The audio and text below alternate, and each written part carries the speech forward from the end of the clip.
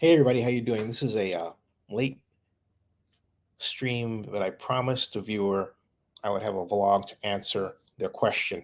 And the question had to do with what they saw in the presentation of an initial show on Howard Terminal featuring the city of Oakland's speech before the Alameda County Board of Supervisors presenting the Howard Terminal complex, the plan, and the financials. Within that, we were first publicly introduced in that way to Howard Terminal project manager Molly Maybrun, who was with Oakland Mayor Libby Schaff, the City of Oakland's Assistant City Administrator Betsy Lake, the City Administrator Ed Reiskin, Bob Gamble from Public Financial Management, and Jim Wonderman from the Bay Area Council.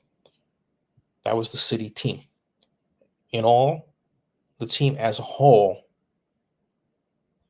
was terrible in this performance, but foremost among them was Ms. Maybrun as project manager. Now, in fairness to Ms. Maybrun, she got better the second time around, but not much better.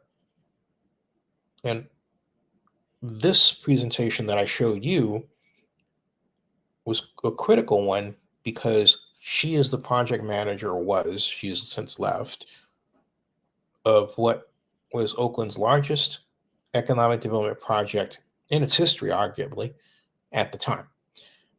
And you want to express and demonstrate credibility, certainty, and capacity to be able to do the project. And Ms. Maybrun did not provide that at all.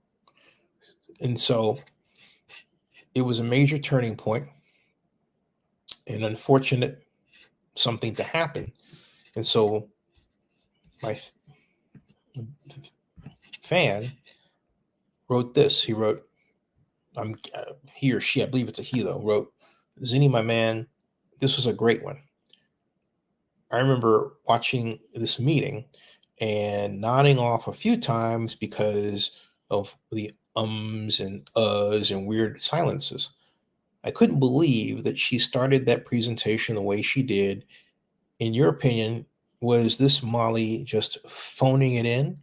Was the city not really serious about this from the get-go? Was Molly out of her element? Or was this just the best the city could find that wasn't named Zennie? Well, that's a great question. I believe the answer is it's a combination of all of those. But what happened was that, first of all, they didn't have a dry run on Zoom to go over what they were going to say, what kind of questions they would anticipate from the county, and how they would respond to them. And that explains the gaps between Ms. Maybrun making a statement, asking for someone out there to help her out with the answer, and there being quick crickets. That was number one most embarrassing occurrence. But number two was her laughing about these situations and doing everything she could to gaslight her own presentation. Not just laughing nervously, but also explaining that she was in Hawaii on vacation and the kids were on the beach, or words to that effect, and in total bringing this, hey, I'm in paradise, sucks to be you, message before a professional group in the middle of a public hearing, even if it's on Zoom, where thousands were watching, okay? And many thousands had seen that. So that was a major faux pas, buttressed by the fact that the city did absolutely nothing to support her. So you had her messing up and the city essentially leaving her out there in the water to fend for herself. It was a really difficult picture to watch. Now, why would they do that? Because they hired her on the, I'm guessing here, I don't have the evidence to back what I'm saying, but it's logical. Since Molly Maybrun herself thanked Betsy Lake for being her longtime friend and how pleased she was, she didn't say Betsy Lake got me the job, but she did point that she was happy to be reunited with her old friend. Now, you don't want to say your friend got you the job right out in front there, because it implies some relationships that it's okay to have those relationships that happens all the time, but you want to be thought of as having gotten the job because you were the best for it. But nonetheless, she wrote that. And so that guy, for example, I've said, hey, look, Ms. Mayor, hire me. We've been friends for 32 years, but I also said that I'm the best. Okay. Now, but I digress. Ms. Maybrun offered that her and assistant city manager, Ms. Lake, were old friends. And she was happy to have that relationship, and that seemed to have played some role, just by extension, my guess, in her getting that job, because it wasn't publicly announced. There wasn't this huge media news frenzy about a search for the Howard Terminal czar, which is how it should have been presented, but it was not. So here comes Molly, and the assumption is that she can make these presentations without flubbing up. Why didn't she do the presentation in a hotel business office? Why didn't she make best efforts to avoid the fact that she was in Hawaii as something to present? That was damaging, extremely damaging. More damaging was the supervisors basically saying, as if they're patting her on the head, oh, that's okay. As if to say, it's okay because you're a woman. That's how the male supervisors came off. Oh, it's okay. It's not okay. All right? It's not okay. I have a history in the city of Oakland that goes all the way back to 1985. From a standpoint of politics, economic development, and presentations, I know how these things are supposed to go. That was horribly bad. Horribly bad. So why did they allow it? I really believe that they took it upon the word of Betsy that this person could do that job and make these presentations, and they put out there in prime time and blank. Okay,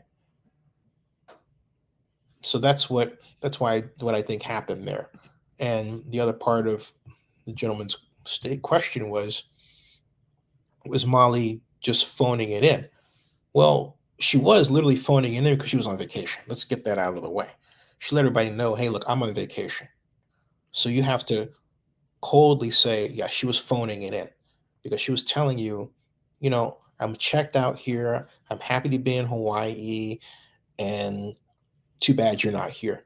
Because again, ask the question, why did she have to tell us she was in Hawaii? Why was that so important, right? Okay. So, but that's what she introduced. And the board of supervisors let her get away with it. And so then it says, was the city not really serious about this from the get-go? I think so, because Larry Reed, who is District 7 council member, would say to me on any number of occasions, this is your god sister's project. This is your sister's project, talking about Libby in that way. And he would say, I'm not involved in it. And so the constant song was, this is Libby's project. So when it came to the board of supervisors, if you go back and you listen to the questions, they wanted to know why they were here.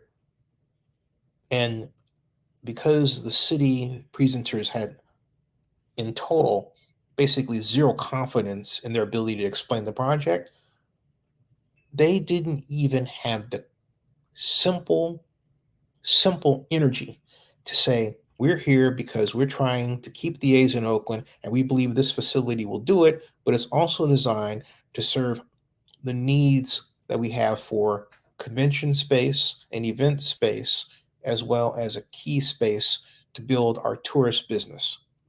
There's nothing wrong with that. But in their mind, they didn't see it as an asset to defend. And it came out in how they talked about it. So they did the project no favors on top of not doing Molly any favors to begin with. And Bob Gamble, who's supposed to understand this, just sat there silently.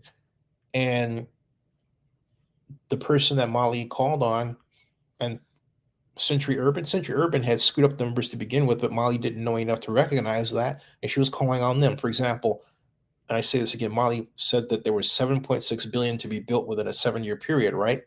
Well, if you do tax increment financing calculation at 4% rate of growth at assessed value over a 45-year period, you don't get 362 million. You get closer to 5 billion. All right. So that was really a big screw up. Gigantic.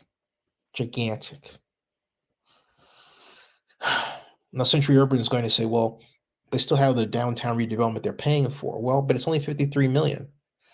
With the money they're going to throw off from the new redevelopment area, they could simply park the old cost in there. There's nothing in California law to have stopped them from doing it.